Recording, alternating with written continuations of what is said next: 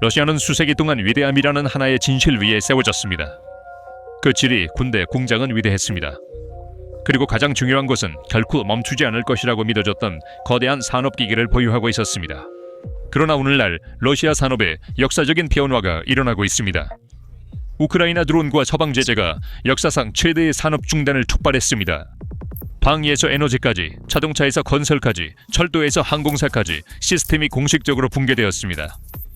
이 붕괴의 첫 번째 단계는 러시아 철도입니다. 러시아에서는 고속도로가 부족하고 비행기는 모든 곳에 가지 않습니다. 나라를 하나로 묶고 있는 유일한 것은 그 철도망입니다. 탱크는 그 철로를 따라 이동하고 시베리아의 석탄과 모스크바 시장을 위한 우유도 마찬가지입니다.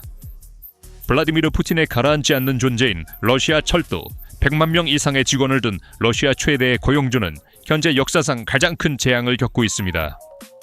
RZD의 부채는 약 32억 파운드에 이르렀습니다. 이는 지난 16년 동안 회사가 겪은 가장 심각한 위기입니다. 런던 경제학교의 연구원 제이프후는 상황을 한 문장으로 요약합니다. 현재의 하락 속도로는 러시아 철도 산업이 국가의 의무적인 대출 없이는 생존할 수 없습니다. 그렇다면 이 거대 기업은 어떻게 무너졌을까요? 우크라이나 전쟁과 푸틴의 고집 때문에. RZD의 자금은 여객 운송에서 나오지 않습니다. 화물 운송, 석유, 석탄, 광물, 모든 것이 이 철도로 운송됩니다. 전쟁이 시작되자 서방의 문이 닫혔습니다. 푸틴은 우리는 동쪽 중국으로 방향을 돌리고 있다고 말했습니다. 하지만 그는 한 가지를 잊었습니다. 철도 네트워크는 동쪽으로 그러한 물량을 처리할 수 있는 용량으로 건설되지 않았습니다. 물류가 멈췄습니다.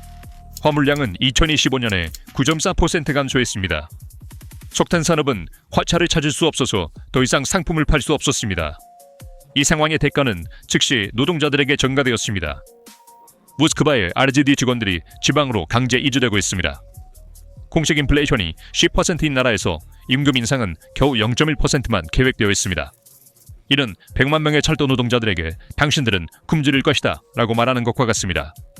러시아 경제학자 이고르 립시츠는 이를 매우 명확하게 설명합니다. 수입은 줄어들고 요금은 오르고 가격은 상승하고 있습니다. 러시아 철도 위기는 사실 러시아 국민의 빈곤화 이야기입니다. 수년간 러시아는 핵무기를 가진 주유소라고 불렸습니다. 그러나 우크라이나 보안국가 정보부대가 2025년 내내 수행한 체계적인 드론 공격은 러시아 정유소를 횃불로 만들었습니다. 2025년 한 해에만 러시아 정유소에 대한 성공적인 공격이 최소 1,000건 있었습니다. 16개의 정유소가 공격을 받았으며 특히 8월과 9월에 집중되었습니다. 이러한 공격은 러시아 전체 경제 능력의 38%를 목표로 했습니다. 투합세 정유소, 노보로시스크 항구, 레아잔, 이들은 평범한 시설이 아니었습니다. 이들은 러시아의 돈벌이 기계였습니다. 투합세 정유소의 24만 배럴 용량은 단 하룻밤 작전으로 전멸되었습니다. 리아잔 정유소는 여러 차례의 공격 후 용량의 50%를 잃었습니다. 우크라이나의 공격으로 인한 러시아의 총 피해액은 74억 달러로 추정됩니다. 이러한 공격은 두 가지 심각한 결과를 초래합니다. 전선의 탱크에 대한 연료 공급이 20% 감소했습니다. 연료가 없으면 탱크는 움직일 수 없습니다. 두 번째로 더 중요한 것은 석유 수출이 17에서 20% 감소했습니다. 하지만 진짜 재앙은 내부에 있습니다. 러시아 같은 석유 대국이 자국민에게 휘발유를 찾을 수 없습니다. 국내 시장에서 휘발유 가격이 기록을 경신하고 있습니다. 휘발유를 찾을 수 있는 몇 안 되는 주유소에서는 가격이 80루블까지 올랐으며 이는 최저임금으로 생활하는 대다수 인구에게는 터무니없는 가격입니다. 야타와 같은 관광 도시에서 소셜미디어에 유포되는 이미지들은 사람들이 밤에 거리로 나와 서로의 차에서 휘발유를 훔치는 모습을 보여주고 있으며 생존을 위한 투쟁이 이웃 관계를 대체했음을 나타냅니다. 정부는 무엇을 하고 있습니까? 금지를 시행하고 있습니다. 기억하시겠지만 크림반도의 모든 차량 소유자는 주당 20리터의 휘발유만 구매할 수 있는 권리를 부여받았습니다. 서방 제재로 인해 정유소 수리에 필요한 부품이 더 이상 러시아로 오지 않고 있습니다. 정유소 수리 시간이 점점 길어지고 있습니다. 이것이 산업적 식인 행위가 등장하는 지점입니다. 그들은 온전한 시설에서 부품을 해체하여 손상된 시설을 수리하려고 합니다. 그러나 이것은 지속 가능하지 않습니다. 러시아의 석유 대기업인 루코일과 로스네프트는 이제 그들의 역사상 가장 어려운 시기를 겪고 있습니다. 루코일의 중국 수출은 69% 감소했습니다. 돈줄이 줄어든 것이 아니라 아예 끊어졌습니다. 러시아의 권력의 상징인 장갑 부대도 붕괴의 몫을 차지하고 있습니다. 베를린에 도달할 것이라고 했던 수만 대의 탱크는 이제 사라졌습니다. 분석가들은 러시아의 비축량을 하나하나 조사했습니다. 드러난 모습은 충격적입니다. 전쟁이 시작될 때 러시아는 약 13,800대의 장갑차를 보유하고 있었습니다. 지금까지 그들은 9,200대 이상을 잃었습니다. 그들은 소련 시절에 남겨진 BMP-1과 T-62, 1960년대와 70년대에 생산된 것들을 발굴하여 녹슬도록 방출된 것을 다시 칠하고 전선으로 보냈습니다. 모스크바는 자체 첨단 무기를 생산하는 데 큰 어려움을 겪고 있습니다. 현대 미사일, 탱크, 방공 시스템, 특히 드론에 사용되는 거의 모든 중요한 부품, 예를 들어 정밀 마이크로칩, FPGA, 열상 이미지 장치, 센서, 내비게이션 모듈은 서방에서 제작되었습니다. 제재로 이 문이 닫히자 러시아는 중국을 통해 간접적인 뒷문을 찾았지만 이 문은 취약하고 비용이 많이 듭니다. 오늘날 러시아가 수입하는 군사 및 이중 용도 부품의 70에서 85%는 중국에서 옵니다. 광섬유 케이블, 리튬 이온 배터리, 제어 카드, 마이크로 전자칩, 정밀 CNC 기계, 니트로셀룰로스와 같은 폭발물 전부체, 이 모든 것이 중국에서 옵니다. 러시아 제란2 드론의 전자두뇌, 란치 드론의 유도 시스템, 그리고 일부 아이스칸데르와 카리벨 미사일의 중요한 모듈조차도 중국 부품 없이는 작동할 수 없습니다. 그러나 중국 부품은 종종 군사 표준을 충족하지 못합니다. 겨울철 영하 40도에서 오작동하고 현장에서 예기치 않게 고장납니다. 그렇기 때문에 러시아 군대는 점점 더 프랑켄슈타인 무기를 생산하고 있습니다.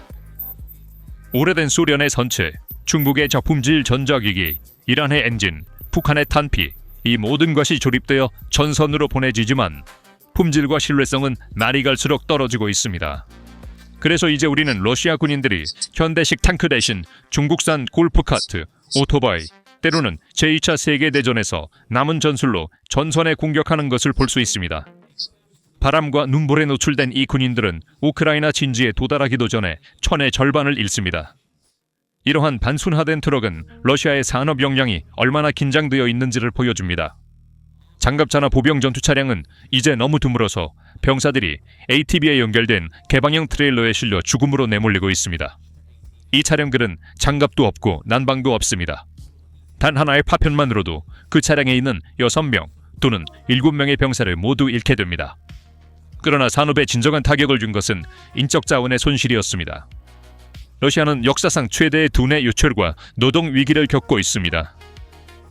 전쟁이 시작된 이후로 80만 명 이상의 숙련된 인력, 엔지니어, IT 전문가, 과학자들이 나라를 떠났습니다. 남아있는 노동력은 전선이나 방위 산업으로 이동되었습니다. 현재 러시아 시장에는 480만 명의 노동자가 부족한 대규모 노동력 부족이 있습니다. 실업률이 2.4%로 사상 최저인 것은 성공이 아니라 노동자가 남아있지 않다는 재앙의 신호입니다. 푸틴은 이 격차를 외국인 노동자로 메우려 하고 있습니다. 인도인들의 유입은 이미 호스텔에 수용되었습니다. 러시아 요리의 상징이었던 딜은 호스텔에서 올라오는 가람 마살라와 카레로 대체되었습니다. 이 산업 붕괴는 크렘린에 닫힌 문두에 숨겨진 통계가 아닙니다. 러시아 국민의 부엌, 차고, 그리고 주머니에 혼란의 물결이 밀려오고 있습니다. 러시아 철도의 거의 파산은 단순히 기차가 멈추는 것을 의미하지 않습니다. 그것은 러시아의 광대한 지리적 공급망의 붕괴를 의미합니다.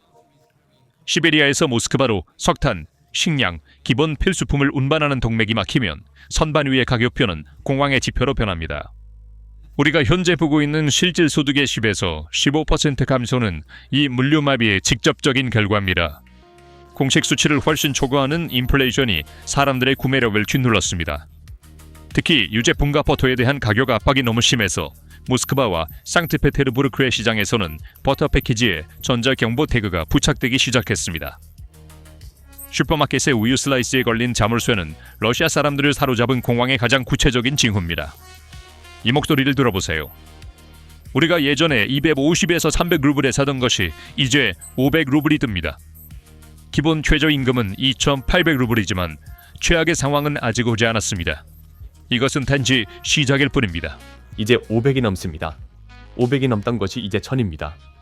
여기 SOU 국경에서는 우리가 자주 점심을 먹으러 들렸던 카페가 있습니다. 사람들은 정부가 하루에 8억 달러를 들여 우크라이나 도시를 폭격하는 것을 지켜보면서 자신들의 청구서를 지불할 수 없습니다.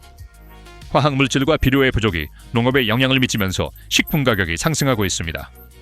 이는 빈곤율을 11% 이상으로 끌어올립니다. 대중은 심리적 붕괴를 겪고 있으며 한국일제 수요가 2배 이상 증가했습니다. 젊은이들은 미래가 없다고 불평하고 소셜미디어에는 불만이 가득합니다. 이는 사회적 균열을 일으키고 있습니다. 시위의 위험이 증가하고 있으며 정권에 대한 신뢰가 약화되고 있습니다. 레바다 여론조사에 따르면 인구의 62%가 평화를 원하고 있습니다. 산업 붕괴가 이러한 수요를 부추기고 있습니다. 민간 항공 부분은 이 도미노 효과의 가장 무서운 면모를 보여주고 있습니다. 에어버스와 보잉이 부품 지원을 중단하면서 러시아 항공사들은 부품을 재활용하는 방법을 택했습니다. 한 항공기를 해체하여 다른 항공기를 운항시키고 있습니다. 한때 명망 있는 브랜드였던 에로플로트는 이제 안전기준이 결여된 비행관을 운영하고 있습니다. 불행히도 악천후가 상황을 악화시키고 있습니다. 1월 26일에 에로플로트는 하루에만 30편 이상의 항공편을 취소해야 했습니다. 2025년 11월 15일에 이니지에서 수호이 슈퍼제트 100 항공기의 엔진이 공중에서 분해되었습니다. 공포에 질린 승객들이 촬영한 영상은 러시아산 기술의 실제 상태를 드러냈습니다. 이것은 2025년 7월 24일에 안토노프 안-24 항공기가 러시아의 외딴 극동지역인 틴다 근처 산악 지형에 추락하여 사망한 48명의 비극적인 현실입니다. 이 사고는 전 세계 앞에 러시아의 무력함을 드러냈습니다. 이 상황은 러시아 국민의 여행 자유를 박탈했을 뿐만 아니라 물리적으로 국가를 분열시켰습니다. 극동과 서부 러시아를 잇는 항공 다리가 약해지면서 국가의 통합성이 위태로워지고 있습니다. 플라이트 글로벌 보고서에 따르면 민간 항공 용량이 30% 감소했습니다. 이는 러시아의 하늘 지배력이 사라졌다는 공식적인 확인입니다. 자동차 부문은 민간 생활이 소련의 향수에 갇힌 가장 고통스러운 예입니다. 서방 브랜드가 공장을 떠나면서 AB2VAZ와 같은 국내 제조업체는 에어백, ABS 제동 시스템, 현대적인 배출 기준이 없는 차량을 생산하기 시작했습니다. 러시아 시민들은 안전하지 않고 저품질의 중국산 부품이 장착된 차량을 터무니없이 비싼 가격에 운전할 수밖에 없습니다. 이는 단순히 편안함의 상실이 아니라 생명 안전의 상실이기도 합니다. 겨울 조건을 견디지 못하는 중국산 부품은 러시아의 혹한에서 고장나고 수백만 대의 차량이 부품 부족으로 인해 고철이 될 위험에 처해 있습니다. 이 모든 기술적 데이터와 산업 붕괴는 우리를 하나의 진실로 이끕니다. 러시아를 다시 초강대국으로 만들겠다는 푸틴의 꿈은 현대 역사상 가장 큰 산업적 잔해로 변했습니다. 이 그림을 평가할 때 우리는 체계적인 파산의 현실에 직면하게 됩니다. 푸틴은 그 유명한 암묵적 합의를 자신의 손으로 찢어버렸습니다. 안전과 경제적 안정의 약속은 암흑 속에서 기다리는 공장들과 파산한 공기업들로 대체되었습니다. 이 전략적 체크메이트 위치에서 가장 중요한 부분은 러시아가 이제 기술 식민지화 과정에 들어섰다는 것입니다. 서방에서 벗어난 러시아 산업은 중국에 의지하여 구원을 찾았습니다. 그러나 이것은 파트너십이 아니라 완전한 예속입니다. 이제 러시아 자동차 부문은 중국 브랜드의 조립 라인으로만 고정되어 있습니다. 방위 산업도 중국의 삼류 부품에 크게 의존하고 있습니다. 이 상황은 러시아의 전략적 자율성이 사라졌음을 보여줍니다. 베이징이 원하지 않으면 러시아는 이제 단 한 대의 탱크 엔진도 생산할 수 없는 지점으로 미끄러지고 있습니다. 게다가 우크라이나의 물류 교란 전략은 러시아 군대뿐만 아니라 국가 전체의 기능을 목표로 하고 있습니다. 정유소 폭격과 철도 붕괴로 인해 러시아의 지리적 크기는 이점에서 관리할 수 없는 부담으로 변했습니다. 국가가 영토의 모든 구석에 도달하고 산업 생산을 조정할 수 없다면 중앙 관예는 붕괴할 수밖에 없습니다. 푸틴의 환상적인 프로젝트인 1조 달러 알래스카 터널은 3분의 20억 파운드의 부채를 가진 철도 회사의 현실 앞에서 비극적이고 희극적인 선전자료에 불과하다. 군사적으로 곰을 무력화하는 전략이 성과를 내고 있습니다. 우크라이나 SBU 부대의 정밀 타격으로 공군기지의 수호이 34와 수호이 30 전투기가 수십억 달러의 가치에서 몇 시간 만에 고철로 변하고 있습니다. 러시아는 더 이상 이러한 손실을 대체할 산업 능력이 없습니다. 현대 전투기를 생산하는 데는 몇 달, 심지어 몇 년이 걸리지만 이를 파괴하는 데는 몇 초밖에 걸리지 않습니다. 이러한 비대칭성은 러시아의 군사 교리를 근본적으로 흔들고 있습니다. 한때 무적이었던 S-400은 이제 자신들의 공장조차 보호할 수 없습니다. 한때 세계를 뒤흔들었던 러시아의 산업 거인들이 이제 푸틴의 야망 아래 죽어가고 있습니다. 불타는 정유소와 파산한 철도는 단순한 경제 데이터가 아니라 제국의 만료일입니다. 러시아의 산업 기반은 이제 완전히 붕괴되었습니다. 전쟁의 대가는 전장뿐만 아니라 모든 러시아 공장과 가정에서도 치러지고 있습니다. 크렘린의 안정과 번영에 대한 약속은 녹슨 잔해처럼 역사의 깊은 곳에 묻혔습니다. 러시아는 이제 되돌릴 수 없는 길의 끝에 도달했습니다. 이것은 위기가 아니라 완전한 시스템 붕괴입니다. PPR 글로벌에서 우리는 계속해서 발전 상황을 모니터링할 것입니다. 저희를 따라주셔서 감사합니다.